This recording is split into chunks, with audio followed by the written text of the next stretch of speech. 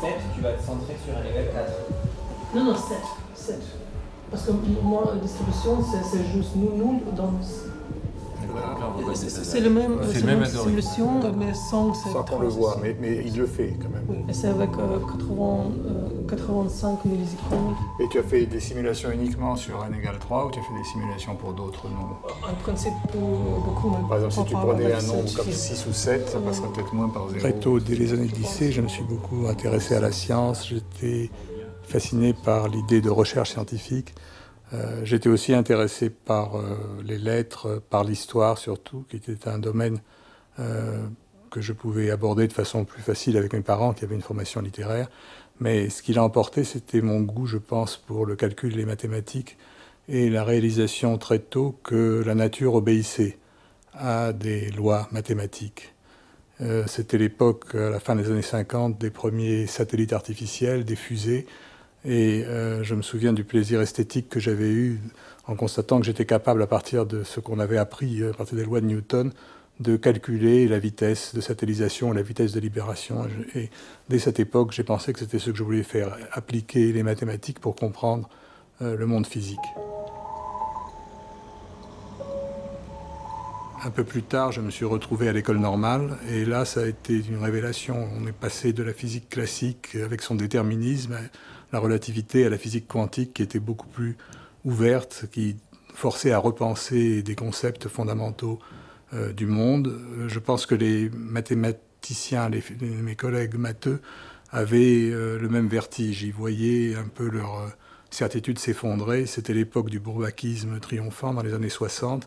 Et je me souviens de discussions qu'on avait sur le théorème de Gödel, sur les machines de Turing, en constatant que finalement il y avait des théorèmes dont on ne pouvait pas savoir s'ils étaient vrais ou faux, qu'il y avait un côté incomplet des mathématiques, ce qui ouvrait des tas de possibilités. Et je pense que ce vertige, on l'avait également lorsqu'on regardait comment avait évolué la physique.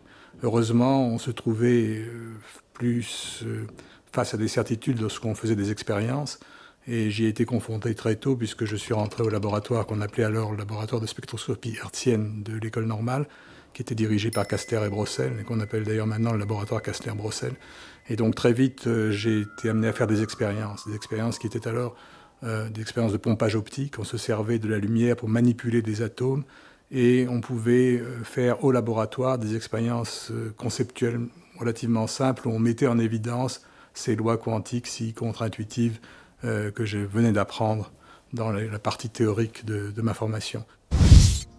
Serge, je crois que ça fait exactement 45 ans que nous nous sommes rencontrés pour la première fois, et nous avons toujours gardé une étroite amitié et une collaboration très poussée. Et je veux te dire à quel point je suis heureuse d'être aujourd'hui pour ton anniversaire. Ça m'effraie un petit peu d'avoir un élève qui a 65 ans, mais enfin, c'est une bonne chose, bien sûr. He has a deep understanding, great patience, and he selects excellent collaborators. I must say, you have extraordinary students here at the Grandes Écoles. They are really remarkable compared with anyone's students, including the university I come from.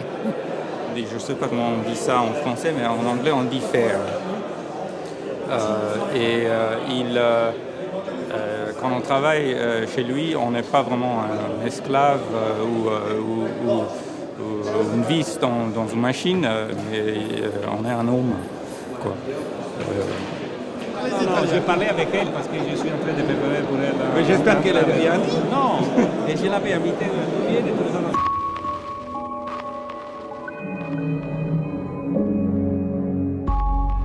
Le domaine dans lequel on travaille et qu'on a contribué à fonder par nos recherches et qu'on poursuit actuellement porte le nom un peu barbare d'électrodynamique quantique en cavité. Donc en fait, il s'agit de mettre en scène dans une cavité, dans une boîte fermée, quelques atomes et quelques photons, quelques grains de lumière. Donc c'est la forme la plus élémentaire de la matière d'un côté et du rayonnement de l'autre, et de regarder comment cette matière et cette lumière interagissent en obéissant aux lois de la physique quantique. Une question fondamentale qui nous a préoccupés depuis le début des années 90 et à laquelle nous n'avons répondu que très récemment, peut se formuler de façon très simple. Est-ce qu'on peut détecter un photon sans le détruire? En fait, il faut bien comprendre que la détection de la lumière à ce niveau de sensibilité, au niveau de la sensibilité du photon, c'est toujours accompagné par la destruction de la lumière, par l'annihilation du photon. Néanmoins, on s'est dit que si on était capable de détecter un photon sans l'absorber, c'est-à-dire d'être capable de le recycler, et de le revoir et de le redétecter successivement plusieurs fois, on pourrait faire des choses intéressantes. Et c'est donc cette idée du détecteur transparent, de la détection douce du photon qui nous a occupés et qui a conduit aux expériences qu'on a faites dans la dernière période et dont on va parler maintenant. C'est plus facile de le tirer dans un bloc et ce sera plus facile à monter. Ça évitera qu'éventuellement il glisse un peu l'un par rapport à l'autre. Donc un élément essentiel de notre expérience a été la mise au point d'une cavité électromagnétique aux propriétés extraordinaires. Cette cavité est en fait constituée de deux miroirs métalliques qui se font face et sur lesquels la lumière se réfléchit. Ces miroirs sont recouverts d'une fine couche de niobium, qui est un métal supraconducteur, qui à très basse température, à une température inférieure à 1 degré absolu, a des propriétés de réflexion extraordinaires. Un photon qui se trouve piégé entre ces miroirs peut être réfléchi plus d'1 milliard de fois avant de se perdre dans les miroirs. Le photon reste là pendant un temps de l'ordre d'1 dixième de seconde, ce qui laisse amplement le temps de le détecter, de le redétecter, de le remesurer si on était capable de le détecter sans le détruire.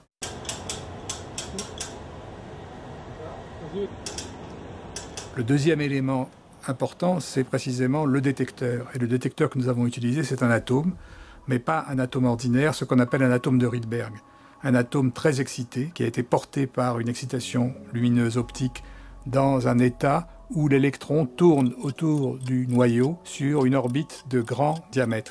Et ces atomes extrêmement excités sont très très sensibles au rayonnement, pas n'importe quel rayonnement, au rayonnement micro-ondes. Donc lorsqu'un photon de cette nature se trouve piégé entre les miroirs, il va interagir avec les atomes qui traversent la cavité un à un. Et le principe de l'expérience, c'est que chaque atome va emporter une espèce d'empreinte du photon. Mais c'est une empreinte douce, c'est-à-dire que cette empreinte ne nécessite pas un échange d'énergie. Elle ne détruit pas le photon. Le photon laisse simplement une trace sur l'état de l'atome, et c'est cette trace que l'on va lire ensuite lorsque l'atome va quitter la cavité. Alors là, j'ai essayé de résumer les choses très rapidement, mais en fait, ces deux étapes, la construction de cette cavité extraordinaire et la mise au point de la manipulation de ces atomes, ça nous a pris un temps très très long. En fait, il s'est passé une période de l'ordre de 17 à 18 ans entre le moment où nous avons eu l'idée de l'expérience et le moment où elle a finalement fonctionné sous la forme que je vous décris.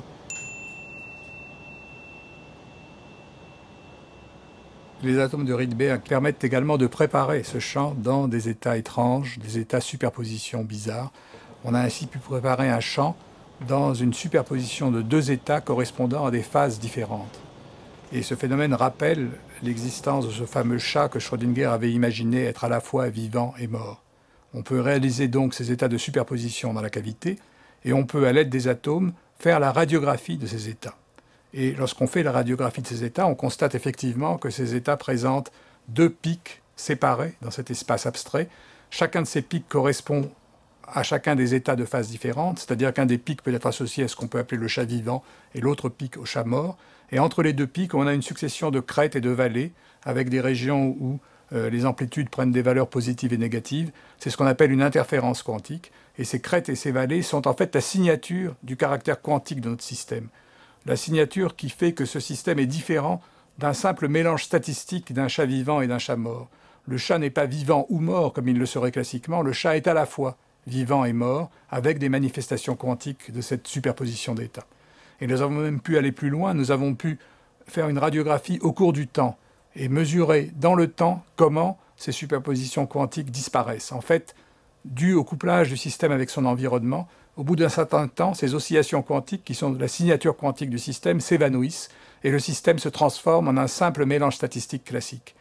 Et cet évanouissement des interférences quantiques s'effectue d'autant plus vite que la taille du système, mesurée par le nombre de photons moyens qu'il contient, est plus grande. Et ainsi, on touche de cette façon à un aspect important de la physique quantique, qui est le passage du quantique au classique.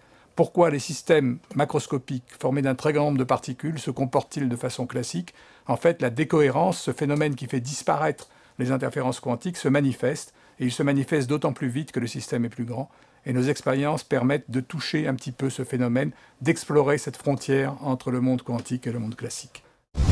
Au départ, dans ces expériences, ce qui nous a vraiment motivés, c'est le défi expérimental d'arriver à faire ce que les pères fondateurs de la physique quantique, les Einstein, Bohr, Schrödinger, Heisenberg, avaient rêvé dans leurs fameuses expériences de pensée. Et je pense qu'il serait assez surpris de voir que ces expériences, on peut maintenant les faire non seulement dans notre laboratoire, mais sous une forme différente dans bien d'autres laboratoires dans le monde. Depuis une dizaine d'années, en fait, on cherche à reproduire, avec des semi-conducteurs, des expériences qui avaient été faites au préalable sur des atomes par Serge Haroche et ses collaborateurs. Parmi les résultats récents marquants, il y a par exemple la démonstration de la possibilité d'exalter l'émission spontanée d'un semi-conducteur. Il va se mettre à émettre plus vite ces photons. Cette application, cette possibilité, cette propriété peut être utilisée par exemple pour fabriquer des composants optochroniques résolument nouveaux, capables d'émettre de la lumière photon par photon. C'est ce qu'on appelle les sources de photons uniques, et ces composants sont appelés à avoir d'importantes applications dans le futur. On peut dire aussi que les périodes de révolution pour la science ont été en parallèle très souvent des périodes de révolution dans les conceptions, la représentation du monde que se font les artistes. Douglas Hofstadter, qui est d'ailleurs physicien, a écrit il y a 30 ans un livre qui a été un livre fameux qui s'appelle Gödel, Escher, Bach, dans lequel il a, en prenant des exemples tirés de la musique, surtout de la musique de Bach, il s'est intéressé au fait que si l'on considère une suite de notes ou une suite de signes sur un tableau ou une suite de signes mathématiques qui constituent un théorème, on pouvait à côté de ces suites considérer des suites complémentaires, regarder les manques entre les figures, le fond à côté de la forme, l'accompagnement à côté du thème musical principal, et qu'il y avait un passage continu de cette forme à ce fond, de ce qu'on perçoit d'abord avec ce qui est derrière. Un des concepts fondamentaux de la physique quantique est la notion de complémentarité. Un objet quantique, un atome, un électron, est à la fois une particule et une onde. Et ces deux aspects sont complémentaires. Celui qui se manifeste va dépendre du dispositif expérimental qu'on va utiliser, de l'angle en quelque sorte sous lequel on va le voir. Et de la même façon, si vous regardez par exemple un pavage d'Escher, un dessin d'Escher, il peut apparaître soit comme représentant des oiseaux blancs sur un fond gris, soit des oiseaux gris sur un fond blanc, suivant la perspective, suivant l'état d'esprit dans lequel on se trouve. Et ce changement de perspective, il se rapproche d'une certaine façon du changement de perspective lorsqu'on regarde des quantités complémentaires. Bien entendu, il s'agit simplement d'une métaphore, et comme toutes les métaphores, il ne faut pas les pousser trop loin si on veut ne pas aller tout de suite dans les malentendus ou les quiproquos. J'aime beaucoup ce jardin qui est beau, je trouve, à toutes les saisons, en particulier en ce moment à l'automne. Je le traverse tous les jours, plusieurs fois, puisque j'habite d'un côté et mon laboratoire se trouve de l'autre côté. Aussi pour un physicien qui s'intéresse à la lumière, c'est un endroit qui est chargé de symboles.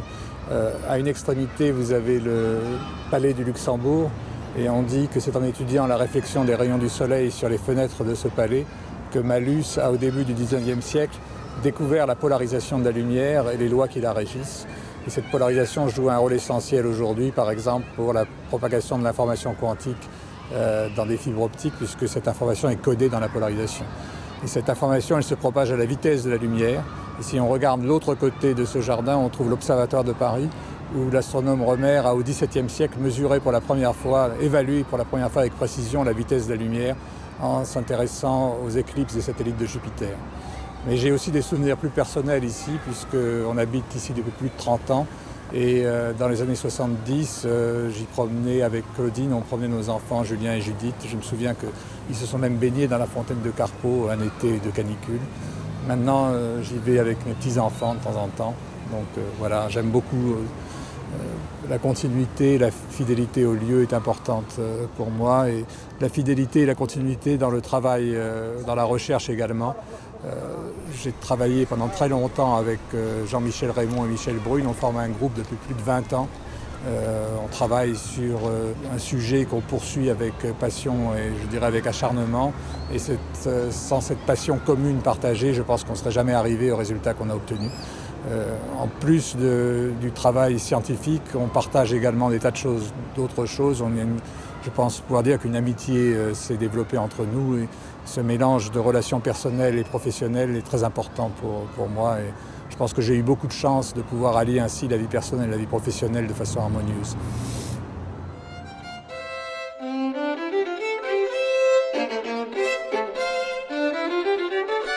Thank you.